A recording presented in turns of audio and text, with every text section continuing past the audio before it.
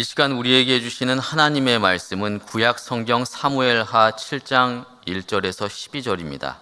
여호와께서 주위의 모든 원수를 무찌르사 왕으로 궁에 평안히 살게 하신 때에 왕이 선지자 나단에게 이르되 볼지어다 나는 백향목 궁에 살거늘 하나님의 궤는 휘장 가운데에 있도다.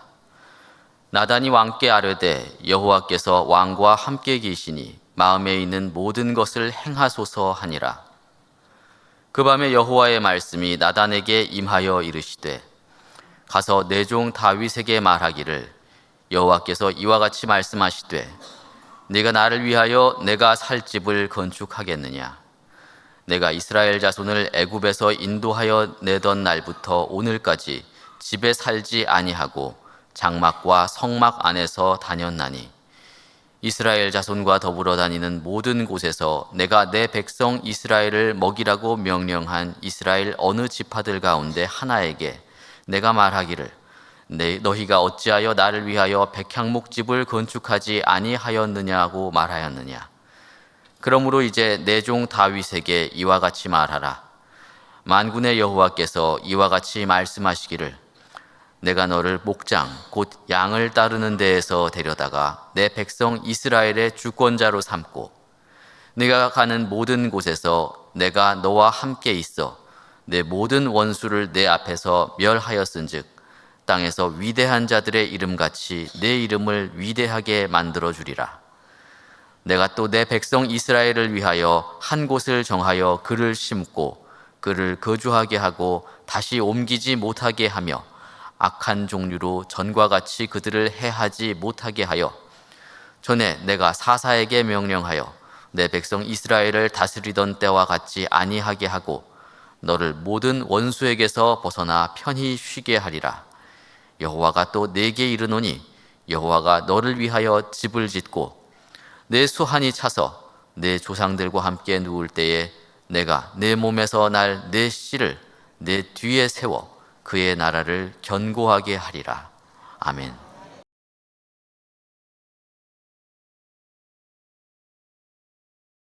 이 시간 삼교구와 함께하는 헌신 예배로 오신 여러분들을 환영하며 축복합니다. 우리 옆 사람과 이렇게 인사 나누겠습니다. 오늘 참 잘 오셨습니다.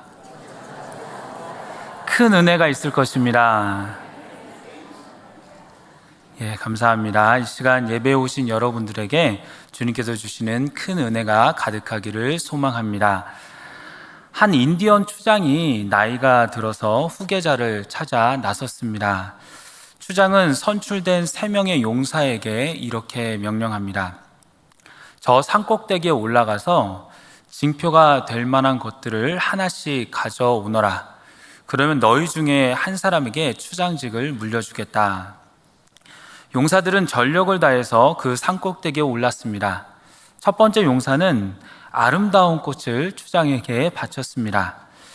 두 번째 용사는 신비하게 생긴 돌을 찾아내서 바쳤습니다. 그런데 세 번째 용사는 빈손으로 옵니다. 자네는 왜 빈손인가? 산꼭대기에 올라가 보니 건너편에 기름진 광활한 평야가 있었습니다. 그곳으로 거처를 옮기면 지금보다 훨씬 더 유택한 삶을 살 수 있을 것입니다. 추장은 세 번째 사람에게 추장직을 물려주며 이렇게 말합니다. 두 사람은 자신의 명예만 바라보며 산에 올랐다. 아름다운 꽃과 돌로는 우리 부족을 이끌 수 없다. 이 세 번째 용사는 우리의 미래와 행복을 생각하는 훌륭한 지도자가 될 것이다. 두 사람이 추장에게 줄 선물과 신기한 사물에 집중할 때 한 사람은 그들과 전혀 다른 생각으로 다르게 접근해 나아갈 때 새로운 추장이 되는 결과를 얻을 수 있었습니다. 이처럼 같은 곳을 보면서도 무언가 다른 생각을 할 때 특별한 결과를 맺게 되는 경우가 있는데요. 오늘 본문의 다윗이 바로 그러한 경우입니다. 오늘 본문 사무엘하 7장 1절에 보면 여호와께서 주의 모든 원수를 무찌르사 왕으로 궁에 평안히 살게 하신 때에 라고 합니다.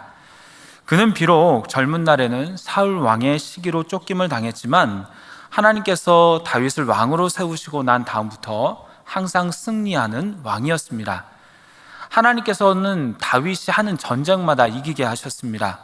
그러다 보니까 이전에는 이스라엘이 주변 나라들한테 조공을 바쳤지만 다윗이 통치를 하면서 반대로 주변 나라들의 조공을 받는 나라가 되는 아주 강대한 나라로 설 수 있었습니다. 그러니 자연적으로 왕권도 초대왕 사울보다는 훨씬 더 강력할 수밖에 없었죠. 그렇게 나라도 부강해지고 왕권도 세지고 또 평안이 거할 때 다윗은 문득 이런 생각을 합니다. 나는 이렇게 좋은 환경에서 백향목 궁에서 평안히 쉬는데 하나님의 궤는 휘장 속에 천막 속에 있구나. 내가 하나님을 위하여 성전을 크게 지어서 하나님의 궤를 보관해야 되겠다. 다윗이 평범한 사람과 달랐던 것은 평안할 때 이런 생각을 했다는 것입니다. 보통 사람들은 평안할 때 하나님을 기억하지 못합니다. 어려움을 겪을 때는 하나님께 기도하면서 자비하심을 구하면서도 그 일이 해결되고 나면 예배의 자리에서, 기도의 자리에서 점점 멀어지는 것이 보통입니다. 하지만 다윗은 평안할 때 자신의 가족과 자기 백성들만을 생각하는 것이 아니라 바로 하나님을 생각합니다. 그리고 하나님을 위해 내가 할 일이 없을까? 하나님께서는 무엇을 기뻐하실까를 고민하게 됩니다. 그렇게 고민하다가 문득 생각난 것이 하나님의 궤를 놓을 성전을 건축하는 것입니다. 다윗은 바로 전장인 사무엘하 6장에서 하나님의 궤를 예루살렘으로 가지고 오지요. 여기서 하나님의 궤라는 것은 그 안에 하나님의 법인 십계명인 돌판이 있다고 해서 법궤라고 하고요. 또 언약궤라고도 하는데요. 이것은 하나님의 임재를 상징하는 것으로 지성소 한가운데에 있던 것입니다. 다윗은 이전부터 이 하나님의 궤에 대한 사랑이 극진하였습니다. 그는 오베데돔의 집에 있었던 하나님의 궤가 예루살렘으로 돌아오는 것을 만 백성들과 함께 기뻐하였고 그 순간이 얼마나 기쁜지 자신의 옷이 내려가 하체가 드러난지도 모른 채 덩실덩실 춤을 추었습니다. 그런데 문제는 그 다음입니다. 다윗이 이토록 예루살렘에 가져오는 것을, 예루살렘에 두는 것을 영광으로 알았던 법궤가 여전히 휘장 안에 있는데 자신은 왕이 되어서 백향목 궁에서 편하게 있는 것이 하나님 앞에 너무나 죄송스럽고 송구스러웠던 것 같습니다. 그래서 다윗은 결심을 하고 선지자 나단을 부릅니다. 그리고 그에게 자신의 심정을 이야기합니다. 나단 선지자여, 나는 백향목 궁에 있는데 하나님의 궤는 아직도 천막 속에 있습니다. 나는 그것이 하나님 앞에 죄송스러워서 견딜 수가 없습니다. 나로 하나님의 성전을 지을 수 있도록 해 주십시오. 우리 마음 같아서는 그냥 성전을 지어도 되지 않을까라고 생각할 수 있지만 다윗은 이미 하나님의 방법은 따로 있다는 것을 확실히 깨달은 사람이었습니다. 사무엘하 6장에는 베레스 우사의 사건이 나오죠. 아미나답의 집에 있었던 하나님의 궤를 예루살렘으로 옮기고자 했을 때 아미나답의 아들 우사와 아요가 궤를 수레에 모시고 길을 가던 중에 나곤의 타작마당에 이르렀을 때 갑자기 소들이 뛰게 됩니다. 그로 인해 수레에 있었던 궤가 상하게 될까봐 우사가 손을 들어서 궤를 잡았을 때 어떤 일이 일어나게 됩니까? 그 자리에서 하나님의 궤를 만진 우사가 죽어버리고 맙니다. 그러면서 그 죽은 자리를 베레스 우사를 치셨다라고 부르죠. 그때 다윗은 궤를 옮기는 방법이 따로 있음을 말씀을 통해서 알았고 그 후에 하나님이 명하신 방법대로 옮겼을 때 예루살렘까지 무사히 올 수 있었습니다. 그러기에 다윗은 이번에도 아무리 자신이 성전을 짓고 싶다고 하더라도 이것이 하나님이 허락을 하실 것인지, 하나님께서도 기뻐하시는 것인지, 과연 하나님의 뜻인지 아닌지 나단 선지자를 통해서 물어보고자 한 것입니다. 그러자 나단은 자신도 생각하지 못한 너무나도 훌륭한 생각이기 때문에 왕이시여 여호와께서 왕과 함께 하시니 왕의 마음속에 있는 대로 하십시오 라고 그렇게 말하고 기분 좋게 집으로 돌아갑니다. 그런 일이 있어서 밤이 되어 나단이 평안히 잠이 들었을 때에 하나님께서 나단에게 찾아오셔서 이렇게 말씀하십니다. 내가 언제 누군가에게 집을 지어달라고 부탁한 적이 있느냐? 그런데 다윗은 스스로 나를 위하여 집을 짓는다고 말하는구나. 가서 다윗에게 전하라. 내가 너와 함께 있어 내 앞에 있는 모든 적들을 멸하고 또 내 이름을 존귀하게 만들어주겠고 내 자손들까지도 내가 영원히 축복해주겠다. 내가 너를 위하여 집을 지어주겠고 내 몸에서 날 내시를 내 뒤에 세워서 그의 나라를 견고하게 세워주겠으며 그가 내 이름을 위하여 집을 건축하고 나는 그와 그의 왕위를 영원히 견고하게 해주겠다. 또한 본문의 15절과 16절을 보면 사울이 범죄했을 때는 하나님이 그에게는 왕위를 빼앗았지만 다윗의 자녀가 다윗의 후손이 아무리 죄를 지을지라도 하나님께서 어떤 막대기나 채찍으로 벌을 내려서 돌이키기는 해도 절대로 버리지 않고 그와 함께 하시겠다고 말씀하십니다. 그리고 내 자손은 영원히 왕위를 이어갈 것이라고 말씀하십니다. 얼마나 큰 복입니까? 다윗 인생뿐만이 아니라 후손까지도 그런 약속의 복을 받은 것입니다. 하나님, 주님을 위해서 성전을 지면 어떻겠습니까? 라고 물어봤을 뿐인데 아직 성전을 지은 것도 아닌데 하나님은 다윗아, 내가 나를 위해서 성전을 짓는다고? 그래? 그럼 나는 너에게서 마음만 받을게. 그 대신 내가 너의 집, 너의 왕조를 영원히 든든하게 세워줄게 라고 응답하신 것입니다. 상상할 수 없는 놀라운 복입니다. 학자들은 이 사무엘하 7장을 성경의 중간 정도라고 할 정도로 굉장히 중요한 장이라고 하는데요. 왜 중요하냐면 보통 신약에서 예수님을 아브라함의 자손이라고 하기보다는 다윗의 자손이라고 말을 하는데요. 하나님께서 이 사무엘하 7장에서 내 자손이 영원히 견고할 것이라고 말씀하시면서 다윗의 자손 중에서 메시아의 약속을 하시기 때문입니다. 다윗의 자손 중에서 메시아가 태어날 것이라는 겁니다. 다윗이 하나님을 흡족하게 하니까 메시아인 예수 그리스도를 보내실 때에도 다윗의 자손으로 나게 하신 것입니다. 다윗은 이렇듯 생전에도 사후에도 엄청난 복과 은혜를 받은 사람이었습니다. 그럼 이제 살펴볼 것은 다윗은 어떠한 사람이었길래, 어떠한 마음을 가졌길래 보통 사람이 받을 수 없었던 그런 복과 은혜를 받을 수 있었는지 말씀을 통해서 알아보도록 하겠습니다. 첫 번째로 다윗은 하나님의 은혜를 아는 사람이었습니다. 한번 따라해 보겠습니다. 다윗은 하나님의 은혜를 아는 사람이었습니다. 예, 우리 1절 다 같이 읽겠습니다. 시작. 여호와께서 사방의 모든 대적을 파하사 왕으로 궁에 평안히 거하게 하신 때에. 아멘. 다윗은 모든 적을 물리치고 성에 평안이 있을 때에 내가 잘나서, 내가 주의를 잘해서, 내가 뛰어나서 모든 적을 물리쳤다고 생각하지 않았습니다. 그의 중심적인 생각은 이 모든 것은 하나님의 은혜다라는 것이 지배적이었습니다. 사무엘하 5장 10절과 12절은 이렇게 기록합니다. 만군의 하나님 여호와께서 함께 계시니 다윗이 점점 강성하여 가니라. 두로왕 히람이 다윗에게 사절들과 백향목과 목수와 석수를 보내매 그들이 다윗을 위하여 집을 지으니 다윗이 여호와께서 자기를 세우사 이스라엘 왕으로 삼으신 것과 그의 백성 이스라엘을 위하여 그 나라를 높이신 것을 알았더라라고 합니다. 다윗은 왕이 됐을 때에도, 그의 성이 지어졌을 때에도, 모든 사방의 적들이 물리쳐졌을 때에도 이 모든 것이 하나님께서 하신 것이요, 이 모든 것이 하나님의 은혜임을 알았습니다.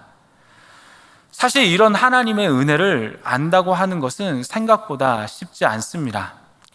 만약 다윗이 소년 시절에 골리앗을 죽이고 어떠한 고난과 실패를 겪지 않고 장군이 되고 왕이 되었다라고 한다면 다윗은 그 마음에 이 모든 것이 하나님의 은혜라고 생각하기보다는 나는 어렸을 때부터 용감했고 씩씩했고 하나님께 택감을 받았다.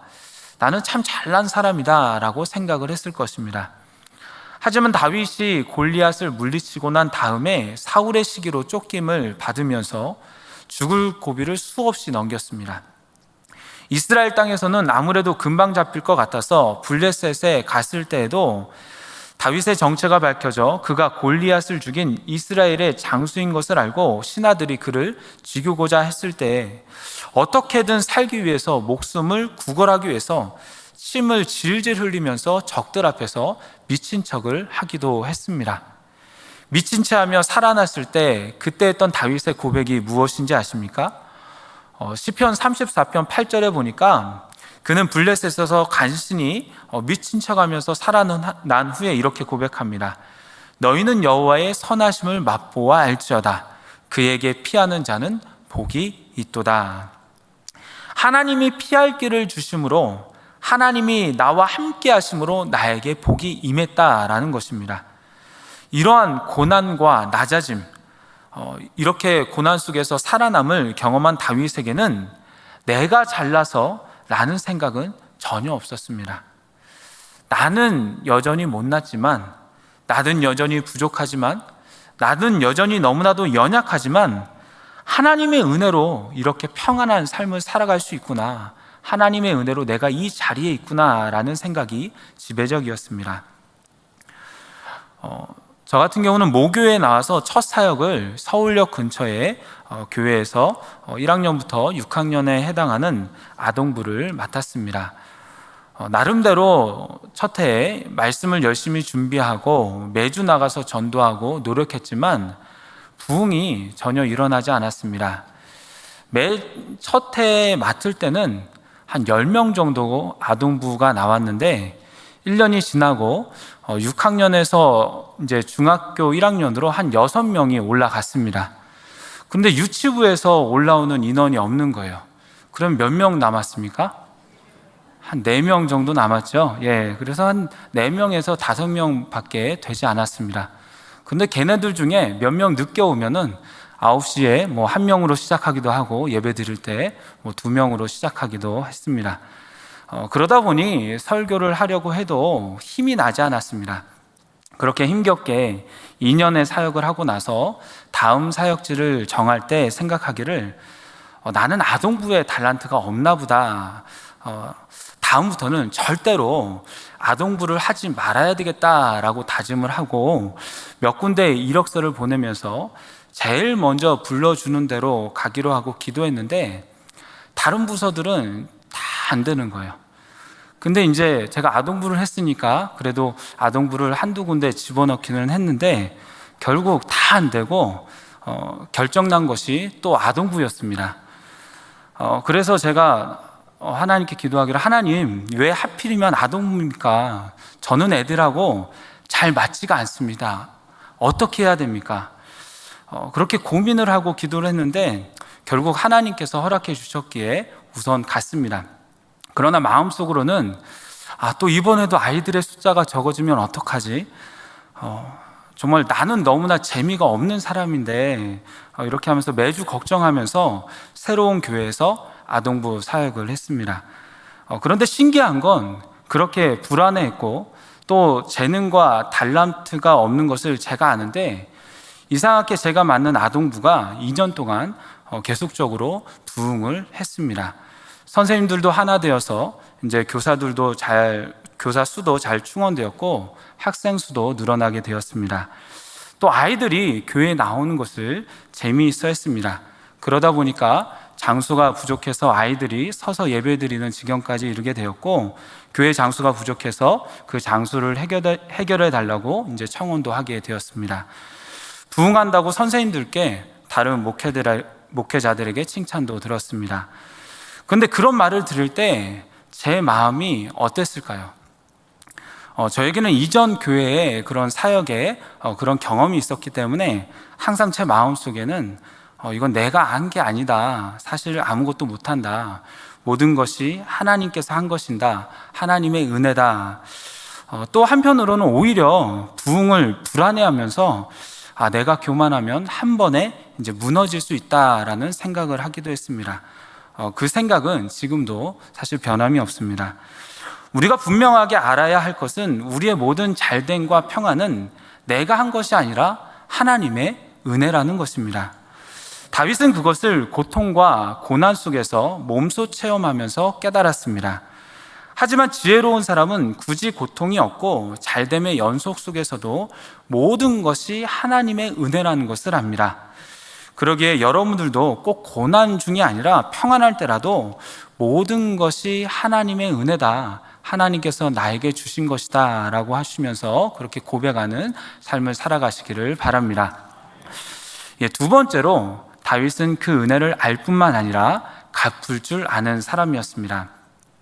지금은 우리가 이제 하나님을 아버지라고 부르기도 하고 또 어떤 분들은 아빠라고도 하면서 하나님을 매우 친근하게 부르면서 예배하지만 다윗 당시의 시대에는 하나님 하면은 먼저 두려운 분이라는 생각이 지배적이었습니다. 그래서 출애굽기에서 이스라엘 백성들이나 기드온이 여호와의 사자를 만날 때나 삼손의 어머니가 하나님의 사자를 만날 때에 모두가 하나님을 만났으니 우리는 죽을 수밖에 없다라고 생각하면서 본인 스스로가 예배하기는 했지만 두려운 하나님으로, 무서운 하나님으로 예배했습니다. 그러기에 사람들은 하나님이 말씀하시는 것만 듣고 그 말씀에 순종하는 것에만 만족할 뿐이었습니다. 마치 아버지가 너무 무서우면 아버지에게 다가가기를 두려워하면서 아버지에게 혼날까봐 그 말을 잘 듣는 것처럼 그 당시 사람들은 하나님이 무섭기 때문에 하나님의 말씀을 듣는 사람들이 거의 대부분이었습니다. 그런데 다윗은 평안할 때 하나님의 은혜를 되돌아보면서 하나님이 나에게 이렇게 큰 은혜를 주셨는데 내가 하나님을 위해서 할 일은 없을까라고 생각하면서 하나님을 위해서 성전을 만들 생각을 하게 됩니다. 이것은 단순히 하나님의 말씀을 지키는 것에만 벗어나서 지키는 것에만 또 순종하는 것에만 생각하는 것에서 벗어나서 하나님을 위해서 하나님의 영광을 위해서 또 하나님을 사랑하는 마음으로 자발적으로 행동한 것입니다. 그러니 하나님 입장에서 다윗이 얼마나 이쁘겠습니까? 무서운 하나님이 아니라 하나님을 진정으로 위하는 다윗을 하나님은 너무 기뻐하셨습니다. 마치 그 집에 우리가 들어갔을 때 아빠가 들어갔을 때 아빠 하면서 그 자기 자녀가 어린 아이가 안기는 것처럼 하나님의 마음이 너무나도 기쁘셨을 것 같아요. 하나님을 기뻐하면서 그렇게 무엇을 할까라고 생각했기 때문입니다. 그래서 성경에 어느 누구도 얻지 못한 복과 축복을 다윗뿐 아니라 그의 후손까지도 하나님께서 무한히 부어주신 것입니다. 그가 마음뿐이 아니었음을 그의 행동하고자 하는 것이 진실이었음을 확인하는 것은 다윗의 그 다음 행보를 보면 알 수가 있습니다. 본문 12절 하반절과 13절 상반절에 보면 내가 내 몸에서 내 씨를 내 뒤에 세워 그의 나라를 견고하게 하리라. 그는 내 이름을 위하여 집을 건축할 것이요 라고 나와 있습니다. 이 뜻은 열왕기상 5장 5절에 더 정확하게 나와 있는데요. 여호와께서 내 아버지 다윗에게 하신 말씀에 내가 너를 이어 내 자리에 오르게 할 내 아들 그가 내 이름을 위하여 성전을 건축하리라 라고 나와 있습니다. 비록 하나님께서 다윗에게 성전 건축을 허락하지 않으셨고 그의 아들 솔로몬에게 성전을 짓도록 이끄셨지만 다윗은 하나님을 향하여 그 은혜 갚는 것을 멈출 수가 없었습니다. 그래서 그는 솔로몬이 하나님의 성전을 더욱더 잘 지을 수 있도록 다윗이 살아있는 동안 그가 살아있는 동안 많은 그런 성전을 지을 수 있는 재료를 준비하게 됩니다. 역대상 22장 14절을 보면 다윗이 솔로몬에게 유언할 때 그가 여호와의 성전을 위하여 얼마나 많은 것을 준비했는지를 알 수가 있습니다. 내가 환난 중에 여호와의 성전을 위하여 금 10만 달란트와 은 100만 달란트와 녹과 철을 그 무게를 달 수 없을 만큼 심히 많이 준비하였고 또 제목과 돌을 준비하였으나 너는 더할 것이며 라고 이제 솔로몬에게 다윗이 얘기하죠. 1달란트가 35kg이니 10만 달란트라면 금이 350만 킬로그램입니다. 100만 달란트라면 3,500만 킬로그램입니다. 여러분은 놀라지도 않으시는 것 같습니다. 저는 이게 말씀을 준비하면서 굉장히 놀랐고, 야, 대단하다. 이렇게 어떻게 준비했을까? 그 당시에 금과 은을 어떻게 이렇게 준비했을까? 제가 놀라면서 준비했는데, 놀라는 분이 한 분도 안 계십니다. 또한 녹과 철은 그 무게를 달 수 없을 만큼 힘이 많다고 하였습니다. 이 정도면 다윗은 성전 건축을 생각한 이후에 일생 동안 금과 은을 모으는 것을 즐거워하면서 생기는 즉시 여호와의 성전을 짓기 위해 자신의 것을 모두 다 드렸다고 볼 수도 있을 것입니다. 하나님은 야, 네 생각이라도 고맙다, 네 말이라도 고맙다고 하면서 너의 그 생각과 말만으로도 너에게 복을 주겠다라고 말씀하셨는데, 다윗은 하나님의 은혜를 생각만 하고 말로만 끝내는 사람이 아니었습니다. 그는 은혜를 받으면 하나님을 위해서 무엇을 할까 생각하고 행동으로 갚을 줄 알던 사람이었습니다.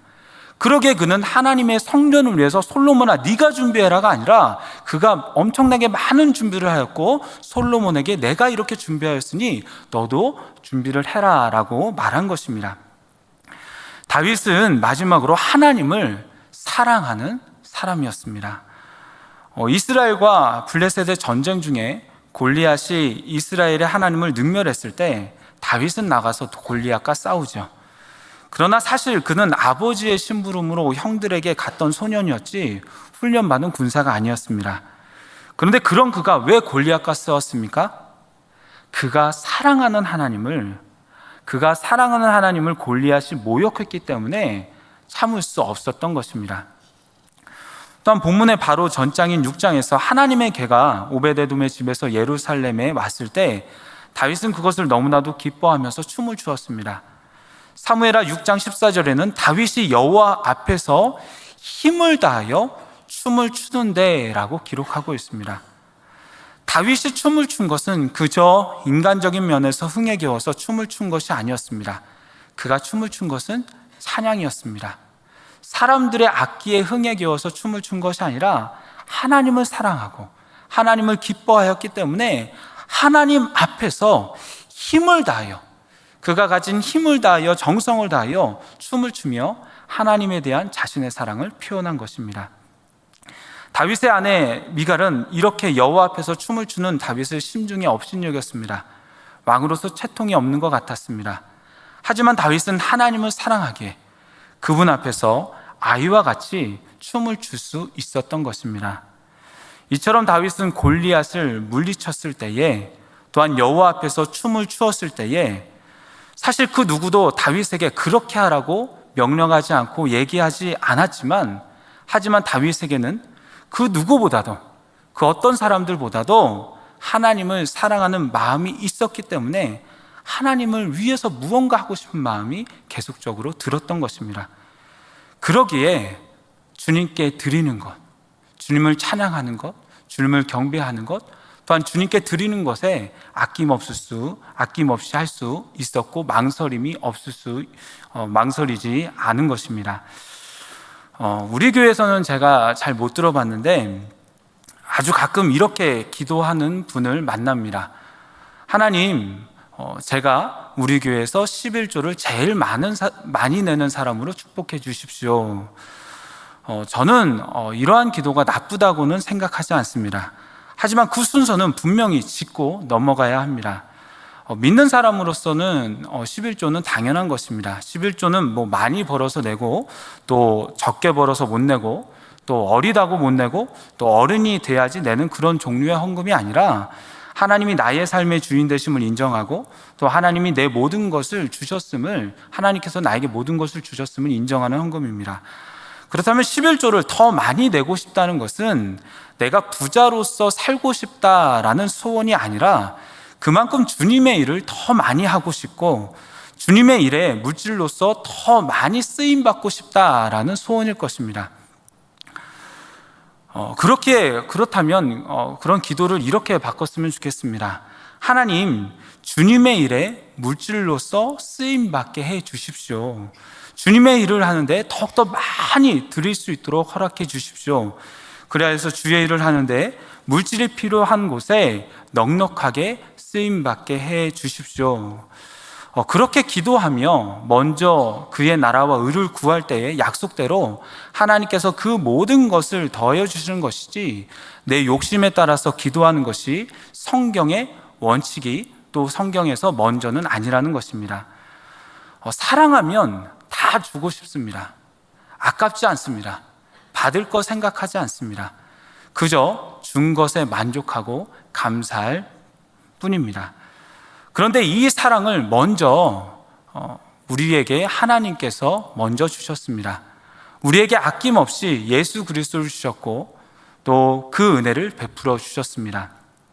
그러한 은혜를 생각하며 나를 사랑하시고 나를 붙잡아 주시는 사랑하는 그 마음이 무엇이든 드리고 싶어하는 마음이 다윗의 마음이요, 또 우리가 가져야 할 마음인 것입니다. 이제 말씀을 맺도록 하겠습니다. 다윗은 그 당시 평범한 사람들이 가지지 않았던 특별한 마음과 또 특별한 열심이 있었습니다. 많은 고생을 하며 자신이 왕이 되었을 때, 평안하게 되었을 때 자신의 공로로 돌리지 않고 그 모든 것이 하나님의 은혜임을 기억했습니다. 또한 그 은혜를 알 뿐만 아니라 하나님을 사랑했기 때문에, 하나님을 기뻐했기 때문에 어떻게 하면 주님을 기쁘시게 하며 가장 좋은 것을 드릴까, 어떤 것을 드릴까라고 생각하면서 고민하는 사람이었습니다. 저는 우리 삼교구 모든 식구들과 또 우리 영흥교회 모든 성도님들도 이러한 마음을 가졌으면 좋겠습니다. 주어진 직분, 주어진 책무에만 급급한 것이 아니라 내 할 것만 하는 그러한 헌신이 아니라 내가 하나님을 위해서 무엇을 할 수 있을까? 하나님이 무엇을 기뻐하실까? 그런 것을 생각하면서 나아갔으면 좋겠습니다. 나에게 주어진 시간, 또 나에게 주어진 건강, 또 나에게 주어진 삶 속에서 가장 좋은 것, 가장 귀한 것을 하나님께 드릴 수 있었으면 좋겠습니다. 그러한 특별한 생각과 헌신으로 말미암아 특별한 복을 받은 다윗처럼 저와 여러분의 삶 속에서도 우리들과 또한 우리의 자손들이 하나님께서 주시는 그러한 은혜를 누리기를 간절히 소망합니다. 기도하겠습니다. 사랑과 은혜가 풍성하신 하나님, 오늘 삼교구 헌신 예배를 드리며 주의 말씀을 듣게 하시니 감사를 드립니다. 다윗은 하나님께서 평안함을 주셨을 때에 주님을 사랑하여 그 은혜를 기억하고 감사하면서 자신의 모든 것을 드리며 즐거이 헌신하였음을 말씀을 통해서 배웠습니다. 주님, 이러한 다윗을 본받아 우리의 초점을 내 자신에서 하나님께로 옮겨서 무엇이 하나님께서 기뻐하시는 일인지를 생각하게 하시고 그 소원을 마음에 품고 주님의 영광을 드러내는 복된 인생을 살아가게 하여 주시옵소서. 예수님의 이름으로 기도드리옵나이다. 아멘.